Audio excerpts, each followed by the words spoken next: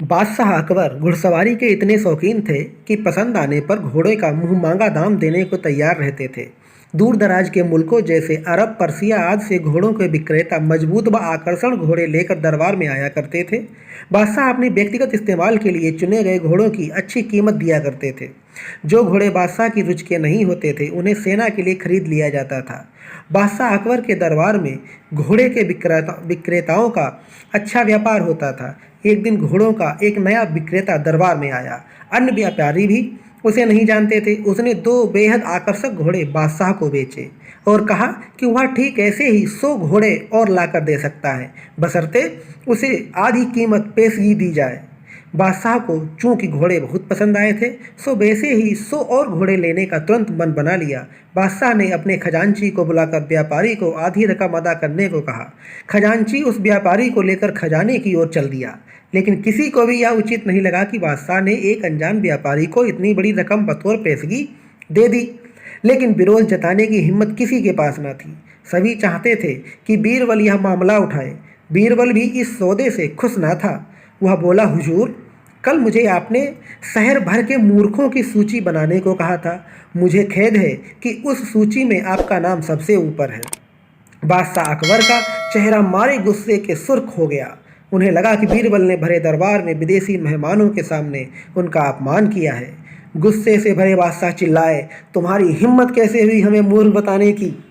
क्षमा करें बादशाह सलामत। बीरबल अपना सिर झुकाते हुए सम्मानित लहजे में बोला, आप चाहें तो मेरा सर कलम करवा दें, यदि आपके कहने पर तैयार की गई मूर्खों की फहरिस्त में आपका नाम सबसे ऊपर रखना आपको गलत लगे।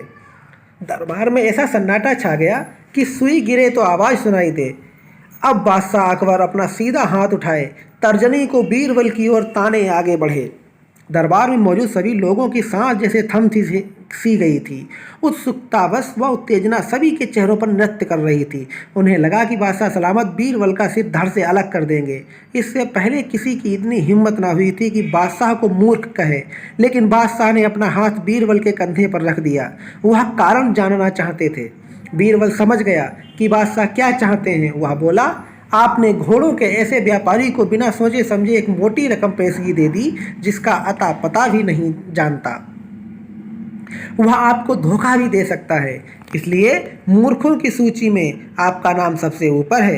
हो सकता है कि अब वह व्यापारी वापस ही ना लौटे, वह किसी अन्य देश में जाकर बस जाए और आपको ढूंढे नहीं मिलेगा। किसी से कोई भी सौदा करने के पूर्व उसके बारे में जानकारी तो होनी ही चाहिए।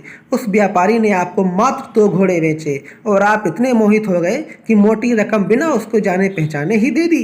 यही कारण है बस। बीरबल की बात पूरी होते ही बादशाह ने कहा, तुरंत खजाने में जाओ और रकम की अदायगी रुकवा दो। बादशाह अकबर ने तुरंत अपने एक सेवक को दौड़ाया। बीरबल बोला, अब आपका नाम उस सूची में नहीं रहेगा।